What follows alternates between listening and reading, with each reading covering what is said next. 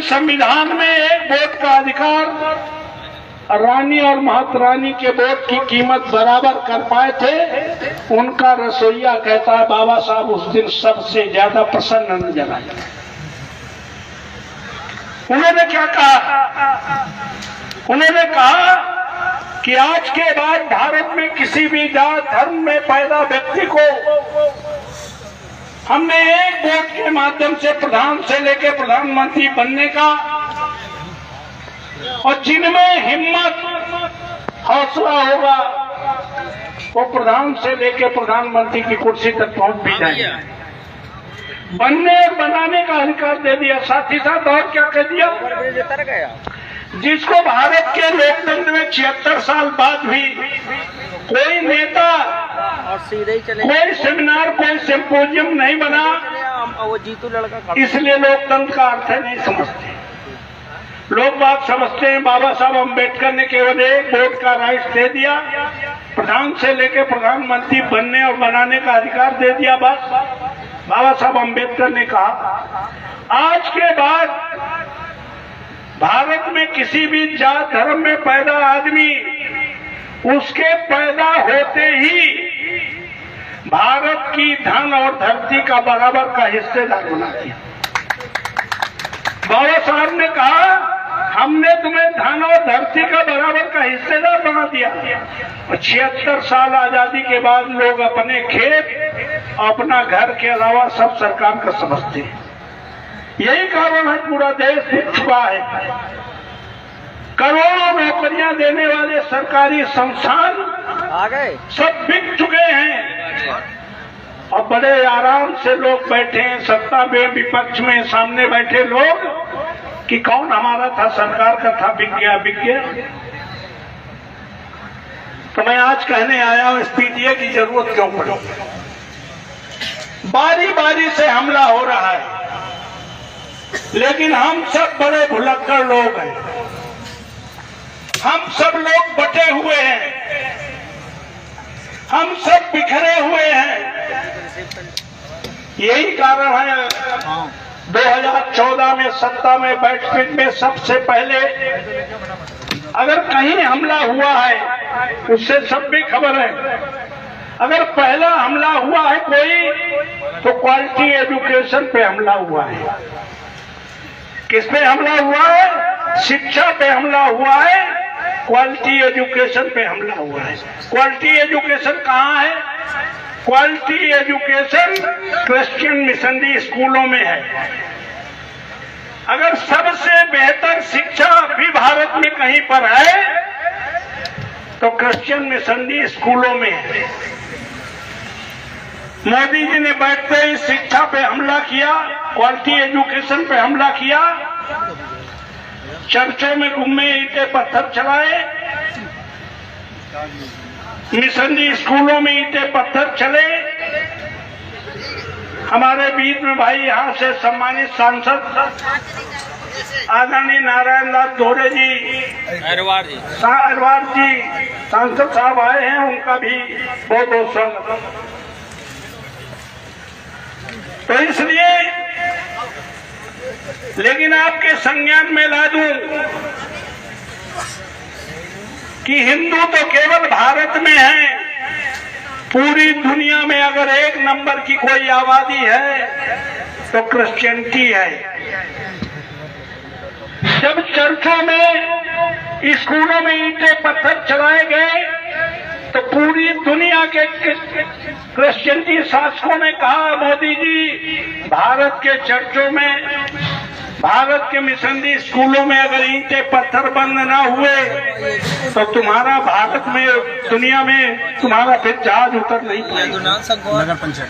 जब ये धमकी पूरे दुनिया से मिली तो चर्चों में और स्कूलों में पत्थरबाजी, ये किसी को नहीं पता।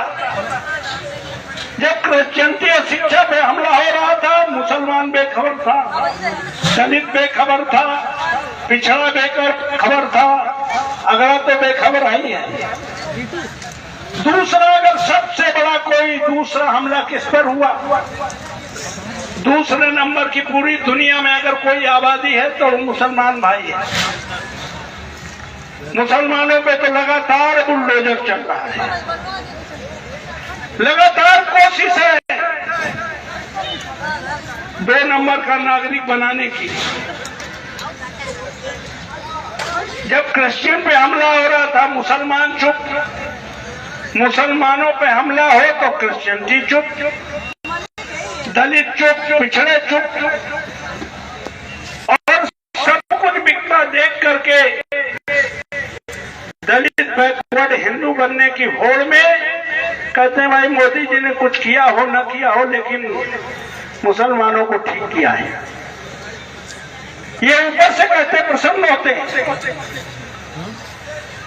साथियों ये जो बैठे हैं हमारे सामने, ये कहाँ के हैं? ये तो यहीं के हैं, हमारे भाई हैं, हमारे अपने अंग हैं। मनुस्मृति गैर बराबरी सीढ़ी नुमा व्यवस्था से ऊप करके अगर सबसे बड़ा कन्वर्जन हुआ है तो हमें लगता है ठाकुरों से ज्यादा कन्वर्जन मुसलमान होने वाला कोई दूसरी कौम। भैया मऊदा की तरफ चले जाओ, चलौली चले जाओ, फतेहपुर में जब भाजपा वालों के उनको वोट लेना होता है तो उनके बाद छत्री जाते हैं, कहते भैया तो हम तुम तो एक है परिवार है। वो कहते हैं रोटी बेटी का संबंध होल्ड कर लो, केवल वोट लेने के लिए हमारे पास है। तो कहने का मतलब है जब मुसलमानों पे आज भी हमला हो रहा है तब पिछड़ा भी चुप है, दलित भी चुप है, क्रिश्चियन भी चुप है। तीसरा हमला किसके ऊपर हुआ ये किसी को नहीं पता है। तीसरा हमला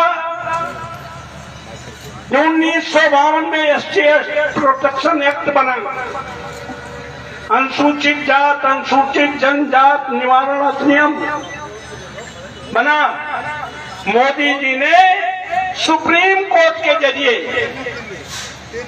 एससी एक्ट खत्म करा दिया।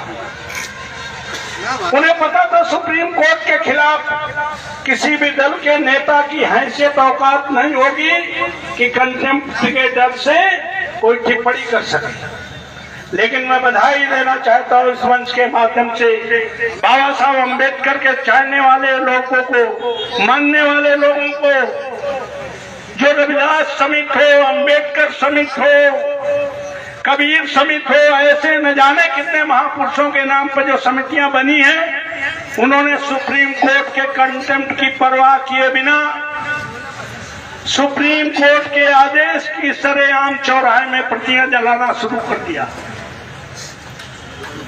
ट्रेनें जलाना शुरू कर दिया, बसें जलाना शुरू कर दिया। और आपको पता है चूंकि कानपुर वाले नहीं मरे इसलिए पता नहीं कितने लोग मर गए।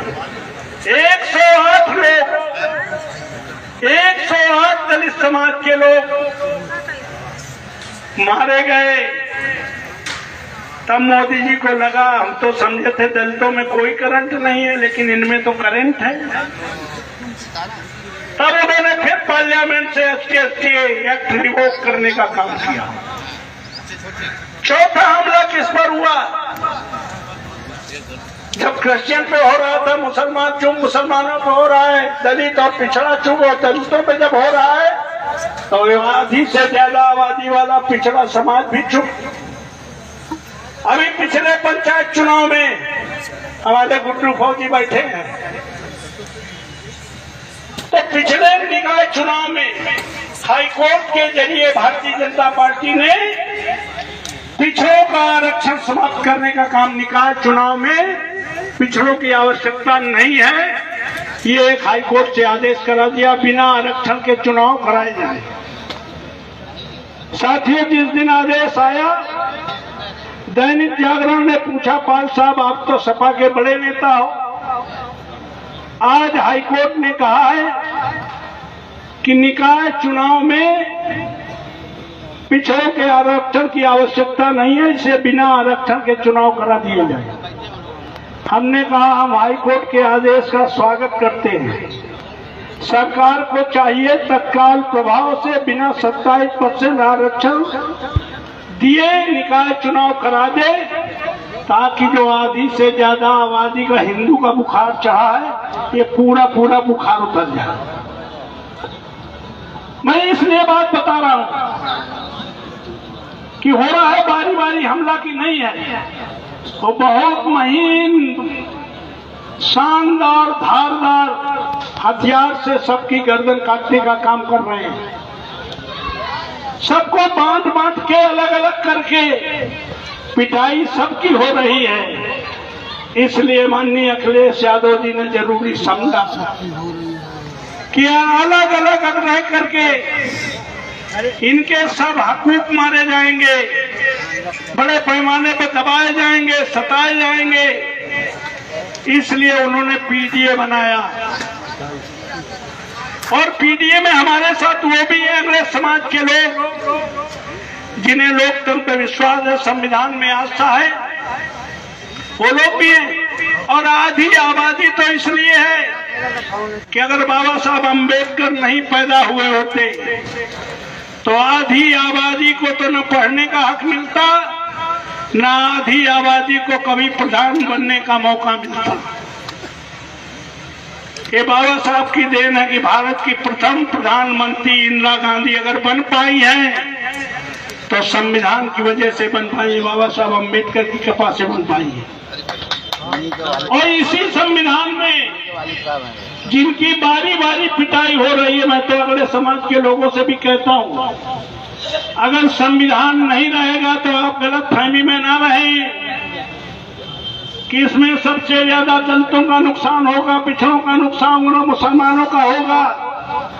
अगर संविधान 400 पार करने वाली भारतीय जनता पार्टी को माननीय राष्ट्रीय अध्यक्ष अखिलेश यादव जी ने चौक पे इंडिया गठबंधन करके अगर उन्हें 240 में रोकने का काम न किया होता तो अगले समाज के लोग भी पंचायत सदस्य बनने का सपना नहीं देख पाएंगे अगर संविधान बदला गया। इसलिए अगले समाज के लोगों की भी जिम्मेदारी है कि पीडीए के लोगों को साथ मिल करके संविधान बचाने की लोकतंत्र की मुहिम में आगे आने का काम करेंगे। निश्चित तौर पर यह आपका प्रयास, इसके लिए बाबा साहब अम्बेडकर ने जो पीडीए अब बना, इसके लिए बाबा साहब अम्बेडकर ने कहा था, आधी से ज्यादा आबादी को तो बाबा साहब अम्बेडकर ने कहा था कि इनकी हालत भी वही है जितनी जैसी दलितों की है। अगर ये पिछड़े आ जाते, तो पिछड़े में मुसलमान भाई 95% ओबीसी है। कौन है? अगर कई चेयरमैन बने हैं, पंचायतों में प्रधान बनते हैं, तो उसका लाभ ओबीसी को मिल रहा है कि नहीं मिल रहा है? सभी मिल रहा है। तो ये आधी से आबादी से भी कह रहे तुम्हारी हालत हमारी हालत में ज्यादा अंतर नहीं है।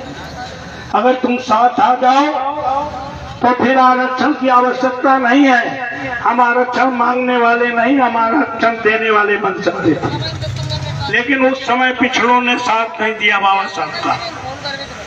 फिर भी बाबा साहब अम्बेडकर ने आर्टिकल 340 में पिछड़ों के 27% आरक्षण की व्यवस्था करके गए थे। और उन्होंने कहा था, कब कहा था? जब इस देश में इतना छुआछात था कि सार्वजनिक तालाब में कुत्ता बिल्ली तो पानी पी सकता था लेकिन इंसान तालाब में घुस नहीं सकता था। तब बाबा साहब अम्बेडकर ने कहा इनके वोट तो ज्यादा है लेकिन अगर इकट्ठे ना हुए तो प्रधान से लेकर प्रधानमंत्री कभी बन नहीं पाएंगे। और यही वजह है 76 साल में ये जातियों बटा समाज कभी इकट्ठे नहीं हुआ, जिसके कारण आज भी ये 76 साल बाद जिनकी आबादी 100 में 90% से ज्यादा है, वो भी सामने हाथ फैलाने का काम कर रहे हैं। तो इसलिए माननीय बाबा साहब अम्बेडकर ने एक सूत्र दिया। उन्होंने कहा ये दलित समाज के लोग, पिछड़े वर्ग के लोग, अक़लियत के लोग, सर्वहारा वर्ग समाज के लोग आपस में खान पान न करें, कोई बात नहीं, आपस में रोटी बेटी का संबंध न करें, कोई बात नहीं। जैसे आज भाई हाजी फैजान ने पीडीए पंचायत बुलाई है, ऐसे केवल बैठना शुरू करें। देश का पहला विद्वान, विश्व का 5वां विद्वान बैठे चैठी छोटी मोटी बात नहीं कर रहा था। उन्हें पता था कि बैठेंगे तो चुप नहीं बैठेंगे, बैठेंगे तो बात करेंगे, बात लंबी चलेगी तो चाय पानी करेंगे, और बात लंबी चलेगी तो खाना पानी करेंगे, और बात लंबी चलेगी चूंकि तो कास्ट आर एंटी नेशन, जाति राष्ट्र विरोधी, इसको खत्म करना होगा। तो उन्होंने इसीलिए, मनुष्य में कोई जात नहीं है, पेड़ पौधों में जात से ग्रुप का खून मिल जाता है, हिंदू का है, मुसलमान का है, सिख है, ईसाई का है, पारसी का है, और आदमी जिंदा हो जाता है। इसका मतलब जात जैसी कोई चीज है नहीं, लेकिन जात है कि जाति ही नहीं। इसलिए आज फिर आवश्यकता पड़ी है कि ऐसी पंचायतें हों, और सबके खिलाफ साजिश चल रही है, और वो हिंदू मुस्लिम करके, मंदिर मस्जिद करके, बड़े पैमाने पर बंटवारा करके, अगर यही कुंभ में हजारों लोग मारे गए हैं, अगर इसमें ना मरे होते, भगदड़ न हुई होती, तो धर्म संसद में हिंदू राष्ट्र की घोषणा करने वाले थे ही। तो इसलिए हम कहने आए हैं, इस समय अगर संविधान बचाने के लिए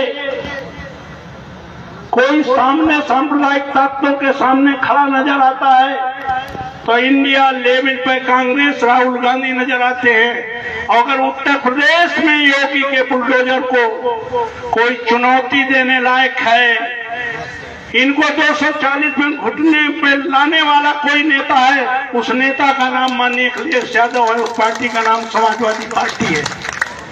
इसलिए आपसे कहने आए हैं कि दलित, पिछड़े, अक़लियत के लोग, आदि आबादी, सब लोग मिलकर के हम आप संकल्प लें कि हम सांप्रदायिक ये जो लड़ाई माननीय अखिलेश यादव ने छेड़ी है, गांव जाइए, गली जाइए, ब्लॉक में जाइए, सेक्टर में जाइए, और गांव की खूंटा, नाली, लड़ौरी, खरंजा की लड़ाई नहीं है। ये देश बचाने की चुनाव है, संविधान बचाने की चुनाव है। छोटे मोटे चीजों से उठ करके, और आज मैं इस अवसर पर एक और बात कह देना चाहता हूँ कि बहन जी भी हमारे बीच में है, वो भी संविधान के कारण 4 बार मुख्यमंत्री बनी है। कुंभ नहाने की वजह से नहीं बनी, 4 बार मुख्यमंत्री है। जब 2024 में खुलेआम भारतीय जनता पार्टी 4 से पार करके संविधान बदलने की बात कर रहे थे, तो माननीय अखिलेश यादव जी तो बाहर आए इंडिया गठबंधन का साथ देने। अगर उस समय बिना डरे बहन जी भी आ गई होती तो 80 की 80 सीटें इंडिया गठबंधन की होती, और इंडिया गठबंधन की होती तो मोदी गुजरात चले जाने के लिए मजबूर होते। इसलिए कहना चाहते हैं कि ये फिर संविधान बचाने की अगर कोई बात कर रहा है तो इंडिया गठबंधन कर रहा है, माननीय अखिलेश यादव कर रहे हैं। इसलिए चुनाव न डरने का चुनाव है, न बटने का चुनाव है, न किसी लालच में फंसने का चुनाव है। सब लोग इकट्ठे होकर के इन सांप्रदायिक ताकतों को सत्ता से बाहर करने के लिए, बाबा साहब अम्बेडकर के संविधान को बचाने के लिए, भारत के लोकतंत्र को बचाने के लिए माननीय अखिलेश यादव के हाथों को मजबूत करने का संकल्प लेके जाएंगे। पुनः आयोजक साथी का उपस्थित सभी साथियों को बहुत बहुत धन्यवाद। जय भीम, जय भारत।